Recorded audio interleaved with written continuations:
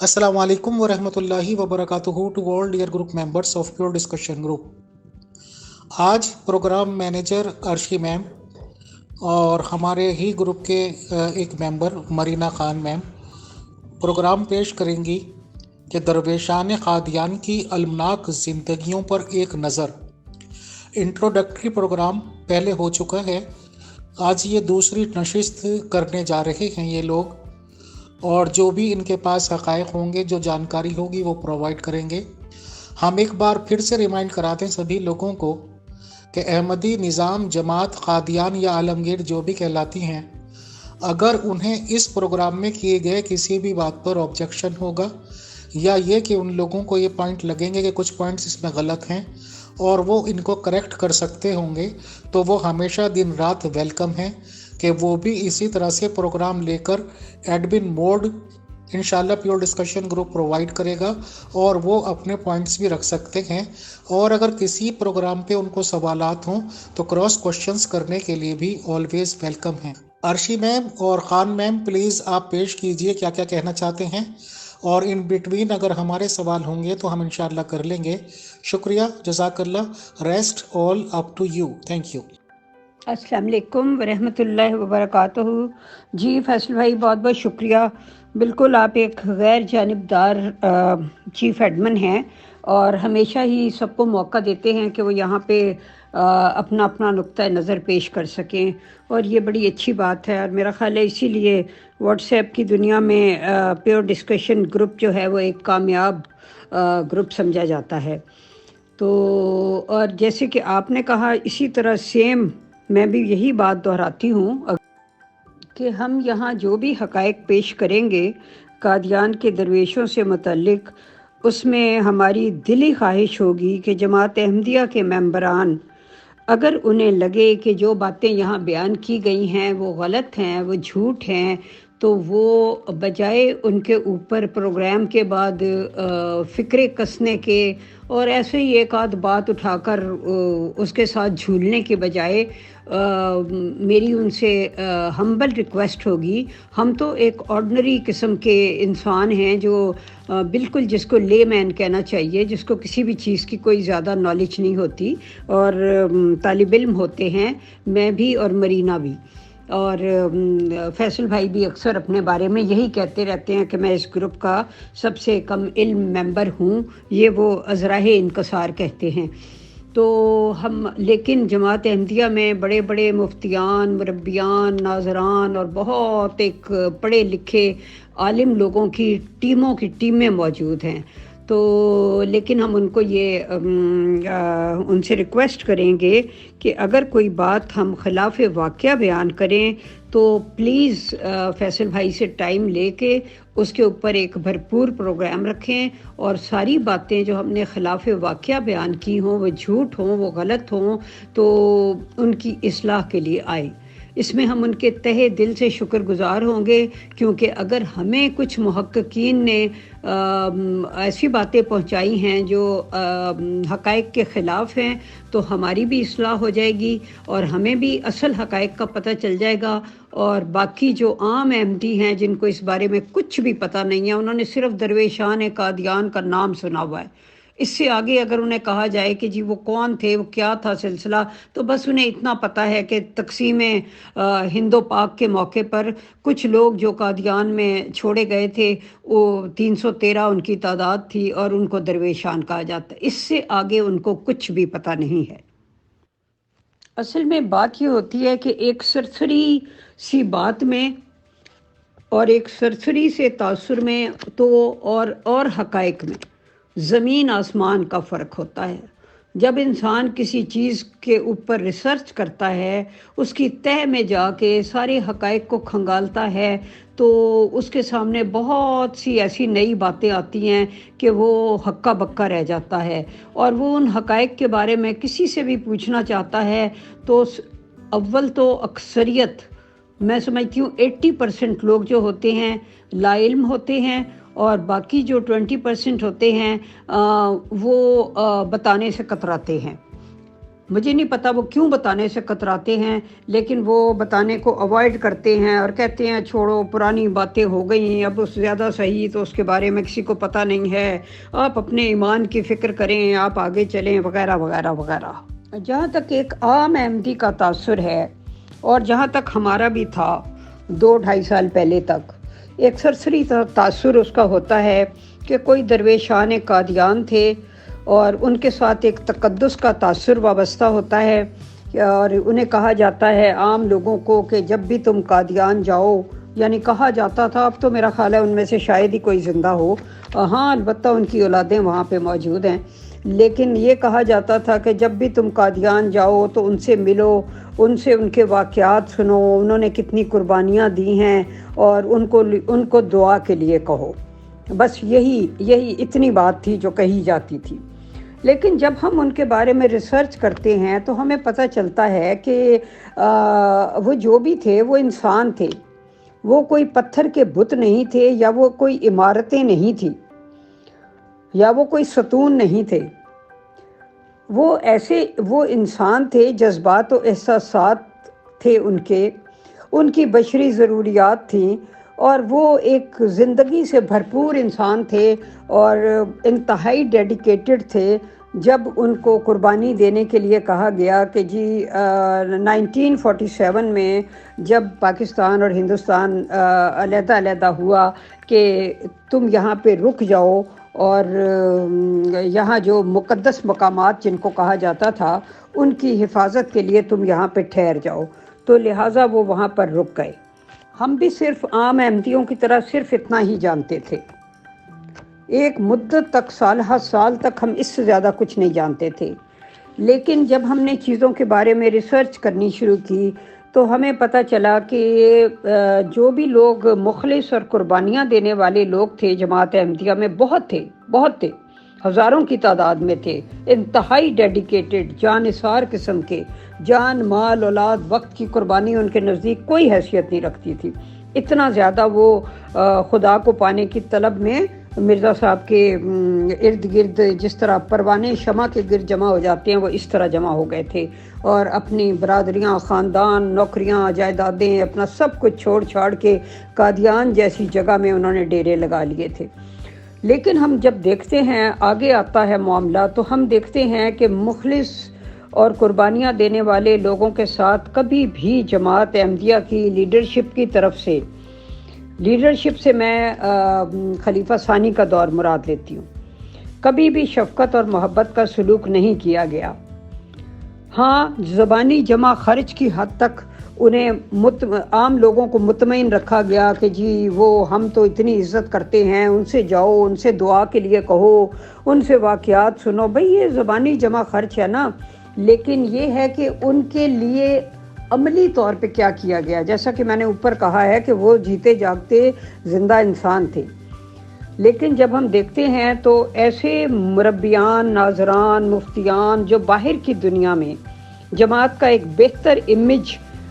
Create کر سکتے تھے، ان کو سر آنکھوں پر بٹھایا گیا اور ہر قسم کی مراعات سے نوازا گیا۔ یہ تھوڑی سی تمہید ہے جس کو بیان کرنا ضروری ہے، جس کے بیان کیے بغیر ان درویشان کا جو مسئلے مسائل ہیں وہ سمجھ نہیں آ سکتے۔ تو جب اس طرح کے لوگوں کو جو جماعت کا باہر ایک امیج اچھا کریٹ کر سکتے تھے اور اس کو سیاسی اور حکومتی حلقوں میں بہتر طریق پر متعارف کرا سکتے تھے، تو ان کو سر آنکھوں پر بٹھایا گیا اور ہر قسم کی مراعات سے نوازا گیا۔ اس طرح آہستہ آہستہ جماعت خدا پرستی کی راہ سے نکل کر دنیا پرستی اور مارکیٹنگ اور پروپیگنڈا اور اعلیٰ حکام تک رسائی اور نمود و نمائش کی راہ پر چل پڑی۔ ظاہر ہے جیسی ڈیمانڈ ہوتی ہے ویسی ہی سپلائی شروع ہو جاتی ہے۔ جب ڈیمانڈ ایسے لوگوں کی ہوئی جو حکام بالا تک پہنچ رکھتے ہوں اور پولیس اور ججز اور سیاستدانوں کو مٹھی میں رکھنے کا گر جانتے ہوں اور ان پر کسی نہ کسی طریقے سے انفلوئنس ڈال کر جماعت کے سادہ لو ممبروں کو متاثر کرنے کی صلاحیت رکھتے ہوں، تو لا محالہ सभी में एक वो ट्रेंड चल पड़ता है कि जो डिमांड होती है वही सप्लाई होती है, तो सब ने ज़ाहिरन खुदा परस्ती का और बातिनन दुनिया परस्ती का चोला पहन लिया। ये जो कुछ भी मैं बयान करूँगी ये मेरा अपना तज्जिया है, जो मैंने खुद ऑब्ज़र्व किया, जो मैंने खुद जाना। ये बातें किसी किताब में नहीं लिखी, ये मैंने जो महसूस किया है मैं वो बयान कर रही हूँ। अगर किसी को इख्तलाफ है तो बिस्मिल्लाह, 100 बिस्मिल्लाह, उसको हक़ है इख्तलाफ रखने का। अब एक ऐसा मिजाज जो था वो परवान चढ़ता चला गया कि दुनिया के सामने मजलूम बनना और अपने लोगों को पूरी तरह जकड़ कर रखना, ये कल्चर जो था ये जमात में रिवाज पा गया। इमेज क्रिएट करने के लिए ज़ाहिरी रख रखाव, डिसिप्लिन पर जोर वगैरह बढ़ता चला गया। जलसा सालाना जो था वो बैरूनी ममालिक में बाकायदा एक पावर शो की शक्ल इख्तियार करता चला गया। गैर मुल्की अरकान पार्लियामेंट, वज़ीरों, सफ़ीरों और सियासतदानों को इनवाइट करके अपने लोगों पर रोब डाला जाता था। आप समझ रहे हैं ना मेरी बात? यानी उन बड़े बड़े लोगों को इनवाइट करके तो अपने लोगों पर रोब डाला जाता था कि देखो कैसे बड़े बड़े अजीम लोग जो दुनियावी लिहाज से इतना इन्फ्लुएंस रखते हैं वो हमारे जलसों में शिरकत करते हैं। यहाँ अपने लोगों पर रोब डाला जाता था और अपने लोगों की तादाद और डिसिप्लिन और बाकी जहाँ मनी इन्वेस्ट करके बेहतरीन इंतज़ामात किए जा सकते थे। ज़ाहिर है जितना गुड़ डालोगे उतना मीठा होगा, वो सब कुछ करके उन गैर मुल्कियों पर रोब डाला जाता था। दूसरी तरफ खलीफा और खिलाफत के इमेज को रूहानी तौर पर बहुत ही अजीम साबित करने के लिए डॉलर्स और पाउंड जो हैं वो पानी की तरह बहाए जाते रहे।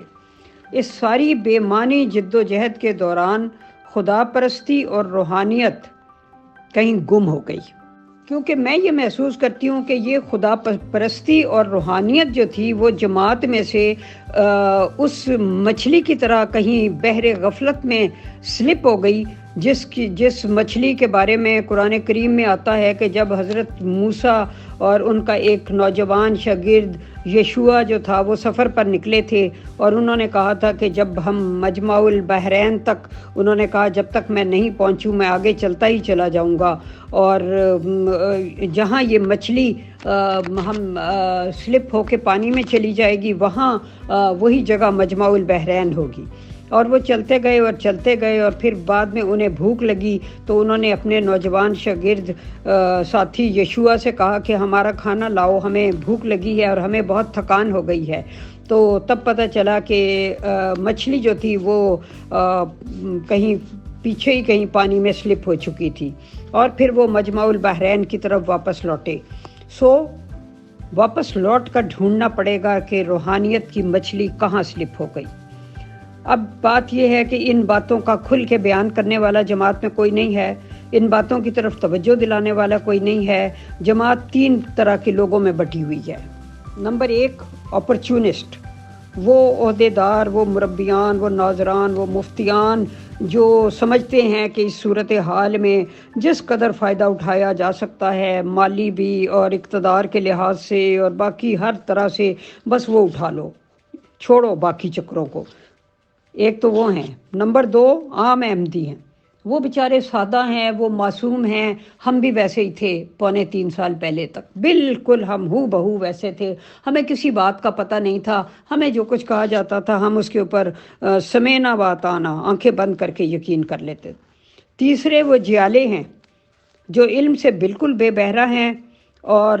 उनका मकसद सिर्फ़ इतना होता है कि जब भी कोई एतराज़ करे किसी भी किस्म का तो वो ज़ातियात पर हमला कर दें और गालियों पर उतर आएँ और एतराज़ करने वाले का मुंह बंद कर दें। इन 3 के अलावा कोई चौथा भी है बंदा तो वो मुझे दिखा दें। आम अहमदियों में वो शरीफ अहमदी, वो दुआ गो, वो नेक, वो पाकबाज जो अभी तक समझ रहे हैं कि यहाँ से उनको कोई खुदा तक रसाई मिलेगी, उनके अपने अमाल और अपने किरदार की वजह से ज़रूर मिलेगी। हर वो शख्स जो कोशिश करता है खुदा ताला उसको रास्ता दिखाता है। लैसा लिल इंसाना इल्ला मासा, इंसान के लिए वही है जो वो कोशिश करता है। बात यह है कि हमने पीछे जो पिछले प्रोग्राम में एक्सप्लेन किया था उसके बाद हम आगे इस बात की तरफ आते हैं कि अब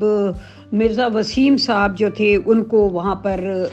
بھیجا گیا کہ آپ نے یہاں پہ اب چھوڑا گیا یا بھیجا گیا کہ آپ نے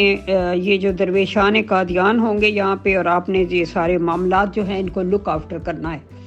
تو مرزا وسیم صاحب جو تھے وہ انڈیا میں قادیان میں 2 عہدوں پر براجمان تھے۔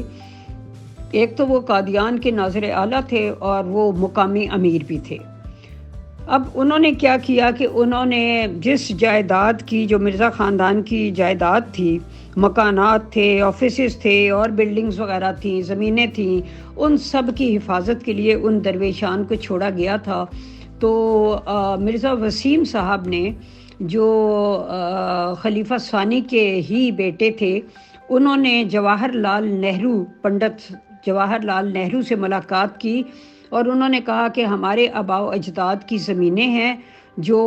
ہمارے آباء و اجداد نے مسلمانوں کے خلاف جنگ کر کے پہلے سکھوں اور پھر انگریزوں کا ساتھ دے کر بطور انعام حاصل کر رکھی تھیں، تو وہ ہمیں واپس کی جائیں۔ اب بات یہ ہے کہ تقریباً تمام عمارتیں حکومت جو تھی وہ اپنی تحویل میں لینے کی کوشش میں تھی۔ تو یہ ادھر بھی ہوا تھا کہ یہاں جو ہندو اور سکھ پاکستان والے حصے میں جو علاقہ آیا تھا، وہاں جو عمارتیں چھوڑ گئے تھے وہ یہاں کی حکومت نے ایک محکمہ بنا کے اپنی تحویل میں لی ہوئی تھیں، اور اسی طرح جو لوگ وہاں سے چھوڑ کے آ گئے تھے تو وہاں جو جائیدادیں تھیں وہ انڈیا کی حکومت جو تھی وہ اپنی تحویل میں لینے کی کوشش میں تھی۔ اب جب ایسی صورتحال کسی عام احمدی کے ساتھ پیدا ہوتی ہے تو اسے کہا جاتا ہے اچھا ٹھیک ہے، صبر شکر کرو، اللہ تعالیٰ سے دعا کرو، کوئی بات نہیں، اللہ تمہیں اس سے بہتر دے گا۔ لیکن اپنی دفعہ یہ رویہ نہیں اپنایا گیا۔ مرزا وسیم صاحب نے بجائے اس کے کہ صبر شکر کرتے اور اللہ سے دعا کرتے، اس کے برعکس انہوں نے پوری جو کوشش ہوتی ہے، انسانی کوشش، وہ کرنے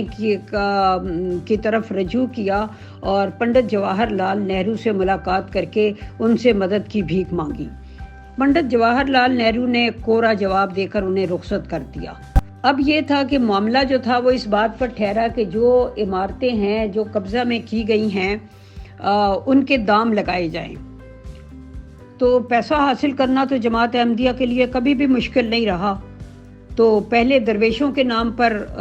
تلقین کی گئی بار بار کہ پیسہ جمع کراؤ، اب مقامات مقدسہ کی حفاظت کے نام پر چندے اکٹھے ہونے شروع ہوئے، اور یہ پھر سارے جو پیسہ جمع ہوتا چلا جا رہا تھا یہ تمام رقم جو تھی صدر انجمن احمدیہ نے قسطیں اتارنے میں صرف کر دی۔ یوں درویشوں کے نام پر آنے والی رقم بھی ان مکانات کا قبضہ چھڑانے میں کام آئی،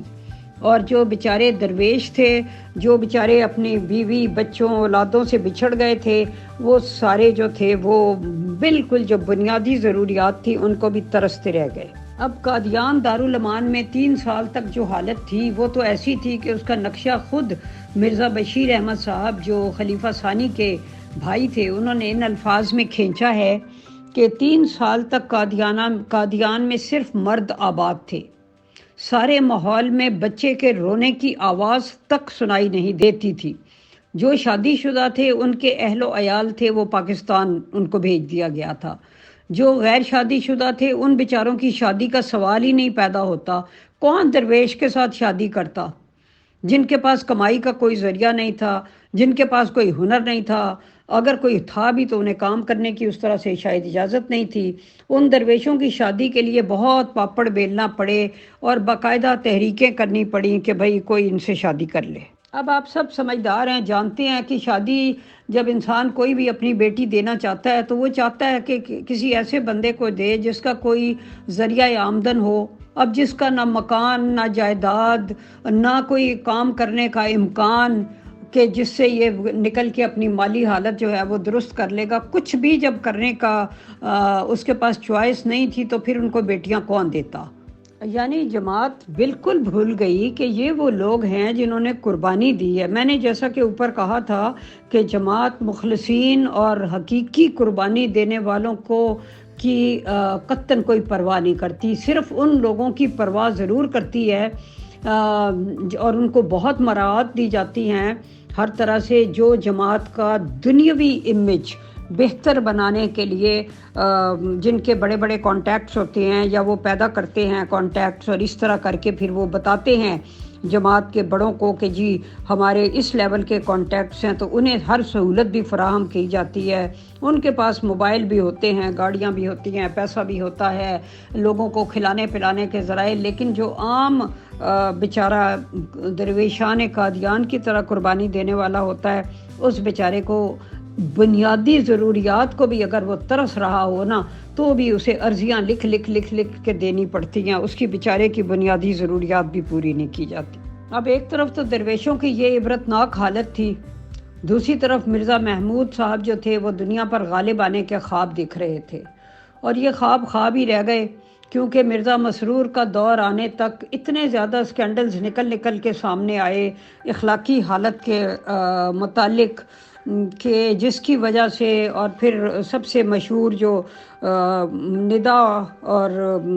مرزا مسرور کی جو آڈیو لیک تھی، اس نے یہ سارے خواب جو تھے یہ چکنا چور کر دیے، کیونکہ سب سے پہلے لوگ آپ سے یہ پوچھتے ہیں کہ اگر آپ ایک الہی جماعت ہونے کے دعوے دار ہیں تو اپنا اخلاق اور کردار جو ہے وہ تو ذرا ثابت کریں، باقی دعووں کو کہ وفات مسیح ہے تو حیات مسیح ہے تو وغیرہ وغیرہ، نبوت، اجرائے نبوت کا ہے کہ نہیں ہے، امکان نبوت ہے کہ نہیں ہے، یہ بڑی بعد کی باتیں ہیں۔ پہلی چیز جو سب سے پہلے دیکھی جاتی ہے کہ دعویٰ کرنے والی جماعت کا اخلاق اور کردار کیا ہے۔ اچھا، دوسری طرف ایک تو ادھر درویشوں وغیرہ پہ یہ ظلم تھا، دوسری طرف پاکستان جو چلے گئے احمدی، ان پر یہ ظلم کیا گیا کہ جو ہجرت کر کے پاکستان گئے تھے ان کو کہا گیا کہ کوئی احمدی قادیان کی جائیداد کے بدلے، ظاہر ہے لوگ جو یہاں سے گئے تھے ان کے یہاں گھر بار تھے، زمینیں تھی، مکان تھے، باغ تھے، دکان تھی، کچھ نہ کچھ تو تھا ہی نا جس سے وہ اپنی زندگی کا گزارا چلا رہے تھے۔ انہیں کہا گیا کہ وہ قادیان کی جائیداد کے بدلے میں کسی اور جائیداد کا مطالبہ پاکستان جا کر نہیں کریں گے۔ پہلے تو یہ کہا گیا کہ جی ہم نے واپس چلے جانا ہے، ہم نے یہاں رہنا نہیں ہے، ہم نے پاکستان میں رہنا نہیں ہے، جو ہی حالات سازگار ہوئے ہم قادیان واپس چلے جائیں گے، وہی ہماری بستی ہے اور وہی دارالامان ہے۔ اس طرح احمدی جو تھے وہ بیچارے جو تھے وہ اپنے آقا کی عقیدت اور اس کا تقدس کا خیال کرتے ہوئے اپنا بہت بڑا مالی نقصان کر بیٹھے۔ دوسری طرف خلیفہ صاحب اور ان کے تمام رشتہ دار مکانات، دکانیں وغیرہ، جائیدادیں، زمینیں، سب کچھ جو ہے وہ خرید رہے تھے، لیکن قادیان سے جو احمدی ہجرت کر کے گئے تھے انہیں منع کر دیا گیا تھا کہ وہ کوئی کلیم داخل نہیں کر سکتے۔ ادھر جو مرزا محمود احمد صاحب کا خاندان تھا اس نے ہزاروں ایکڑ اراضی یہاں پہ خریدی، اور اس کے علاوہ سندھ، پنجاب، بلوچستان، الغرض وہ کون سی جگہ تھی جہاں مرزا خاندان نے زمینیں نہیں خریدی۔ دوسری طرف احمدی کو سادگی اور دنیا داری سے بیزاری اور صبر کا چورن دے کر پروان چڑھایا جا رہا تھا۔ تو اب یہ جو تھے احمدیوں نے تقدس کے مارے کہ ہمارے خلیفہ کا حکم ہے، تو ان بیچاروں کی اکثریت نے کلیم کے کاغذات اپنے پیر و مرشد کے کہنے پر جمع نہ کروائے، کرائے کے گھروں میں دھکے کھاتے رہے۔ ادھر مرزا محمود احمد صاحب نے ایک دفعہ پھر احمدیوں سے بے وفائی کی،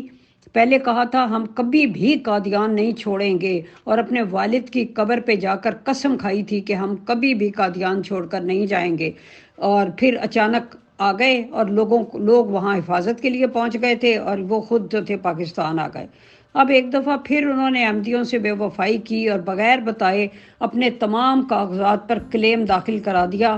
اور لوگوں کی بھی اور لاہور کی بہت سی عمارات پر قبضہ کر لیا۔ اتنے میں جب احمدیوں کو کچھ ہوش آیا تو وہ کلیم کے کاغذات لے کر دفتروں میں پہنچے، لیکن اب مقررہ تاریخ گزر چکی تھی، لہٰذا وہ بیچارے سادہ لو عقیدت مند جو تھے وہ ایک دفعہ پھر نہتے مجبور اور لاچار ہو چکے تھے، اور اس مشکل میں وہ اپنے رشتہ داروں کے گھروں میں یا کرائے کے گھروں میں رہنے پر مجبور تھے، حالانکہ ان کو مکان مل سکتے تھے، لیکن بہت افسوس ہے ایک ایسے لیڈر پر کہ جو بر وقت ان کی اس طرح رہنمائی نہ کر سکا کہ وہ بیچارے جو تھے وہ ایک باعزت زندگی گزارنے کے قابل ہو سکے۔ ایک طرف تو ان غریبوں کا یہ حال تھا، اور اس پر ایک اور ستم دیکھیں کہ 1947 میں مجلس مشاورت منعقد کی گئی جماعت کی،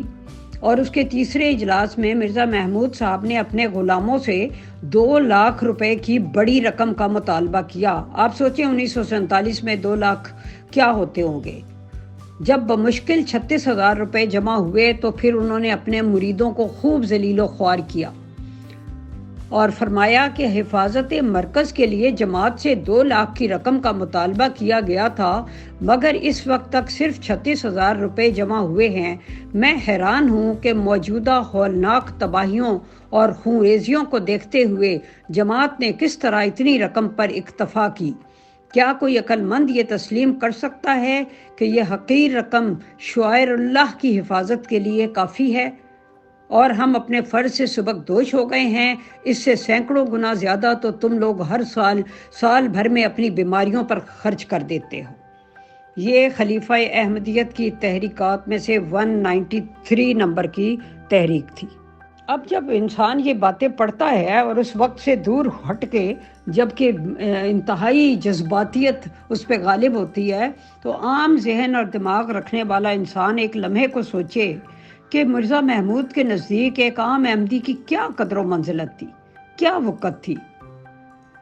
یعنی ہمارے بزرگ جو اس وقت ہولناک تباہی اور خونریزی سے متاثر ہو رہے تھے، ان کی حفاظت کی، ان بیچاروں کی جس طرح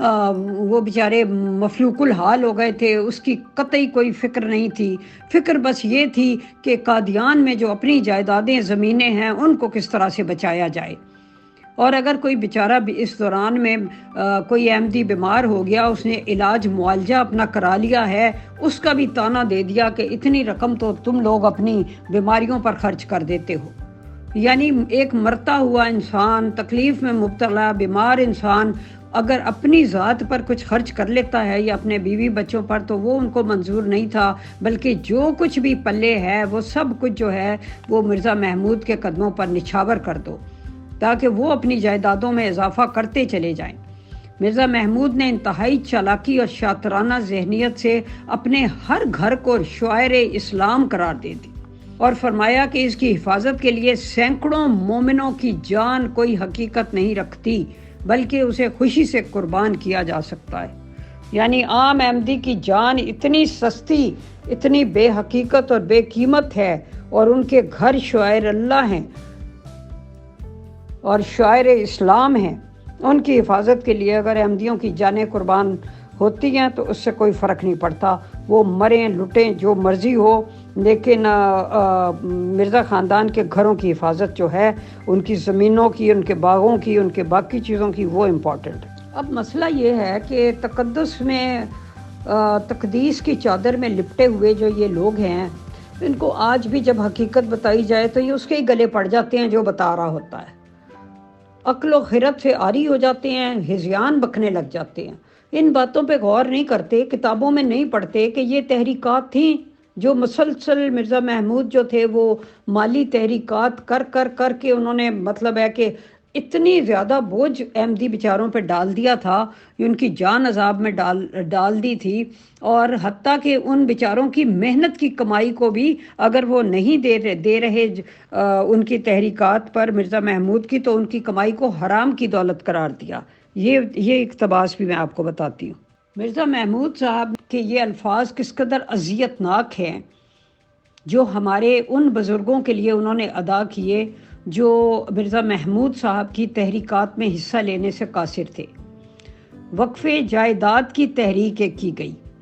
وقف جائیداد کی تحریک پر سختی سے عمل درآمد کروانے کا حکم ہوا اور فرمایا پس جاؤ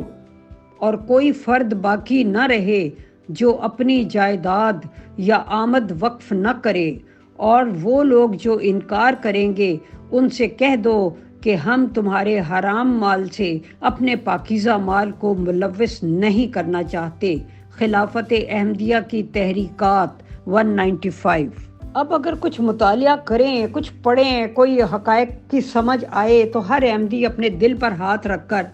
آنکھوں سے عقیدت کی پٹی ایک لمحے کو اتار کر سوچے کہ کیا یہ کسی بھی طرح اسلام کی تعلیم ہے؟ کیا اسے انسانیت کی تعلیم بھی کہا جائے گا؟ اب مزید ہمارے بزرگوں پر جو سختی کی گئی وہ بھی پڑھ لیں۔ تیسری تجویز یہ ہے کہ وصیتوں کی تحریک کی جائے۔ اوپر جائیداد وقف کرنے کی تحریک تھی، اب یہ کہ وصیتوں کی تحریک کی جائے اور جماعت کا کوئی بھی فرد نہ رہے جس نے وصیت نہ کی ہو۔ وصیت بے شک ایک طوعی چیز ہے، مگر اب وقت آ رہا ہے جب طوعی چیزیں بھی فرض بن جاتی ہیں۔ 195 تحریکات نمبر میں سے یہ 195 ہے۔ پھر فرمایا چوتھی تجویز یہ ہے کہ جو لوگ پہلے ہی موسی ہیں، یعنی انہوں نے وصیت کی ہوئی ہے، وہ اپنی وصیتوں کو بڑھائیں، اور جو 1/10 کے موسی ہیں وہ 1/9 دیں، اور جو 1/9 کے ہیں وہ 1/8 دیں۔ یعنی بانی سلسلہ احمدیہ نے جو شرح مقرر کی تھی اس سے بھی زیادہ سے زیادہ وصولی کا کہا جانے لگا، اور پھر اس کو فرض قرار دے دیا، اس سے بھی آگے آئیں۔ پھر اسی پر بس نہیں، مزید حکم ہوا کہ قادیان کی جائیدادوں کے متعلق یہ حکم ہے کہ جب وہ بیچی جائیں تو جو نفع ہو اس نفع کا 100/50 جماعت کو دیا جائے۔ جن کے پاس پہلی جائیدادیں ہیں وہ منافع کا 1/10% سلسلہ کو دیں۔ میں آئندہ سے یہ قانون مقرر کرتا ہوں کہ کوئی جائیداد امور عامہ کے علم اور مرضی کے خلاف فروخت نہ ہو، اور اس حکم کا اطلاق آج سے شروع ہوگا۔ اب پڑھنے والے خود اندازہ لگا لیں کہ کس طرح خلیفہ صاحب نے اپنے مریدوں کو ہر طرف سے باندھ کر مارنا شروع کیا۔ اس کے بعد لوگوں کے جذبات سے کھیلنا ان کو بہت خوب آتا تھا، کس طرح وہ اپنی تقریروں پر اور اپنی انگلیوں کے اشاروں پر کس طرح وہ اپنے لوگوں کو نچاتے تھے۔ لوگوں میں جذبات اجاگر کرنے کے لیے موصوف نے ایک چال یہ چلی کہ فرمایا مرکز کی حفاظت کی ضرورت ہے، اگر یہ پوری نہ ہو یعنی اتنے پیسے نہ آئیں تو میری کوٹھی دارالحمد بیچ کر کمی پوری کر دی جائے۔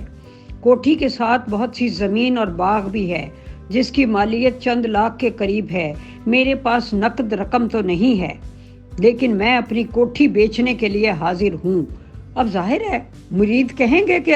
ہمارا مرشد جو ہے وہ اس کوٹھی بیچ دے، وہ بیچارے تو کہیں گے پتہ نہیں ہم کیا کریں، اپنے آپ کو بھی بیچ کے کہیں سے پیسے لے آئیں اور یہاں پہ جمع کرا دیں۔ تو برین واشنگ کا کیا خوب طریقہ ہے، اور کیا جذباتی کر کے لوگوں کو مطلب ہے کہ اس حد تک کر دینا کہ لوگ بالکل اپنی یعنی بس ایسی جگہ پہ لے آنا لوگوں کو کہ جو بڑے بڑے جو اس طرح کے ساحر ہوتے ہیں، الفاظ کے جادوگر، وہی لا سکتے ہیں۔ پھر لوگوں کو اور جذباتی کرنے کے لیے کہا کہ پلیز کوئی دوست وہ خرید لیں، میری کوٹھی دارالحمد جو ہے وہ خرید لیں، اور اس کے ساتھ جو زمین ہے، باغ ہے، وہ سب خرید لیں۔ یعنی یہ تیر ٹھیک نشانے پر بیٹھا۔ اب خلیفہ صاحب اتنے سادہ تو نہ تھے کہ اپنے باپ دادا کی انگریزوں اور سکھ مسلمانوں کے خلاف ملنے والی جائیداد کو اونے پونے احمدیوں کو بیچتے، مگر جذباتی کرنا مقصد تھا، سو وہ ہوا۔ عقیدت، تقدس اور برین واش روحیں اپنی نسلوں کی بقا کی پرواہ کیے بغیر سب کچھ لٹا بیٹھی، اور جواب میں کیا ملا؟ لان تان، گالیاں، مزید قربانیاں، مزید قربانیاں، مزید قربانیاں۔ یہ بہت ہی کروشل حالات تھے، ملکی حالات بہت بدتر تھے، احمدیوں کو اپنی جانوں کے لالے پڑے ہوئے تھے، مگر مرزا محمود کو ان کی جائیدادیں سمیٹنے کی فکر ستائے جا رہی تھی۔ بار بار جماعتوں کو تحریک ہو رہی تھی کہ وقف جائیداد اور آمد حصہ میں سے حصہ لینے اور جلدی جلد فہرستیں مکمل کرنے کی رپورٹیں بھجوائی جائیں، اور جلدی یہ فہرستیں مکمل کی جائیں، اور تاکید کی جانے لگی کہ جتنی جلدی ہو سکے یہ کام کریں۔ ایک طرف احمدی بیچارے بے گھر ہو چکے تھے، کلیم وہ داخل نہیں کروا سکتے تھے، بجائے اس کے کہ ہر درویش کو کوارٹر تعمیر کر کے ان کے مالکانہ حقوق دیے جاتے، کچھ بھی ان کے لیے نہ کیا گیا۔ افسوس کہ ان کے لیے کچھ بھی نہ کیا گیا۔ ہاں یہ ضرور ہوا کہ درویشوں کی مدد کے نام پر جو دن رات یہ اعلانات ہوتے تھے کہ پیسے بھیجو پیسے بھیجو، وہ ساری جو رقم تھی وہ دیگر عمارات بنانے پر خرچ کی جانے لگی۔ پھر ایک تجویز یہ پیش کی گئی کہ منارۃ المسیح کے اندر ایک گول کمرہ یا کسی اور وضع کا کمرہ بنا دیا جائے جسے جلسے اجلاسوں کے موقع پر کھولا جائے۔ اب ذرا مرشد صاحب کی کرامات دیکھیے، مرزا شریف احمد یہ تجویز پڑھ ہی رہے تھے کہ مرزا محمود احمد صاحب اچانک کرسی سے گرے اور پاس ہی فرش پر جو تھوڑی سی جگہ تھی وہاں سجدہ ریز ہو گئے۔ یہ حرکت دیکھ کر تمام حاضرین بھی اچانک فوراً اپنی اپنی جگہ پر سجدے میں چلے گئے۔ تو یوں عقیدت، تقدس اور برین واشنگ کے کئی کورسز میں سے ایک کورس مکمل ہوا، یعنی انہیں کوئی اشارہ ہوا، پتہ نہیں خدا کی طرف سے اور کیا ہوا۔ تو یہ جو اس طرح کی چیزیں تھیں، اب احمدی درویشوں کے ذہن اور دماغ جو تھے وہ پوری طریقے سے جکڑے جا چکے تھے۔ ان میں سوچنے سمجھنے کا، شعور کا جو سوئچ تھا وہ آف کر دیا گیا تھا۔ اور بات یہ تھی کہ وہ پھر انہیں اتنا زیادہ سائیکلوجیکلی ان حالات پہ رہنے پہ ایک طرح سے مجبور کیا گیا کہ انہیں لگتا تھا کہ اگر وہ کسی بھی قسم کی مدد کا یا کسی چیز کا یا اپنی کسی بے چینی کا تذکرہ بھی کریں گے تو یہ درویشی کے خلاف ہے۔ چونکہ انہیں ایک نام درویش کا دے دیا گیا تھا، لہٰذا اب درویشی اسی میں ہے کہ اب اس نام کی لاج نبھائی جائے اور ہر صورت میں روتے سسکتے بلکتے، بیماری کی حالت میں، بھوک کی حالت میں اسی طریقے سے گزارا کیا جائے۔ تو مرزا محمود احمد صاحب نے قادیان کو اپنا دائمی مرکز قرار دیا، لیکن افسوس کہ نہ ان کو اور نہ ان کی اولاد میں سے کسی کو بھی وہاں دفن ہونا نصیب نہ ہو سکا۔ اس کے علاوہ ایک تحریک اور تھی جو بار بار کرتے رہتے تھے کہ قادیان بار بار آیا جائے،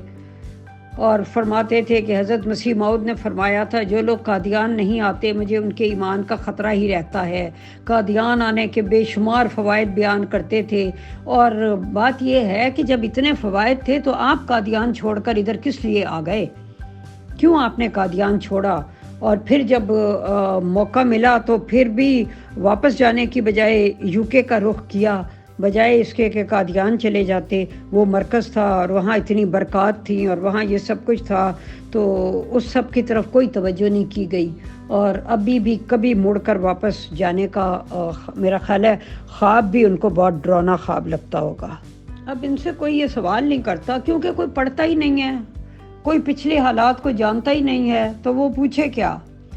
اگر کوئی ان سے پوچھے کہ قادیان کی اس قدر برکتیں اور روحانی فوائد ہیں تو آپ ملکہ معظمہ کی غلامی میں کیوں بیٹھے ہو؟ قادیان جیسے عظیم روحانی شہر کی طرف کیوں نہیں لوٹ جاتے جو آپ کا دائمی مرکز ہے، جو آپ کے بانی کے پیدا ہونے کا مقام ہے، جہاں ان کی تدفین ہوئی اور جہاں ان کا مقبرہ ہے؟ تو اب تو کسی قسم کی رکاوٹ بھی نہیں ہے، مگر ہر احمدی یہ بات پلے باندھ لے اور یاد رکھے کہ مرزا مسرور صاحب اور آنے والے جتنے بھی گدی نشین ہیں وہ افریقہ کے جنگلوں میں تو چلے جائیں گے، لیکن وہ قادیان کا کبھی بھی رخ نہیں کریں گے۔ سوچیں، کبھی غور کرنا چاہیے نا کہ اس کی وجہ کیا ہے۔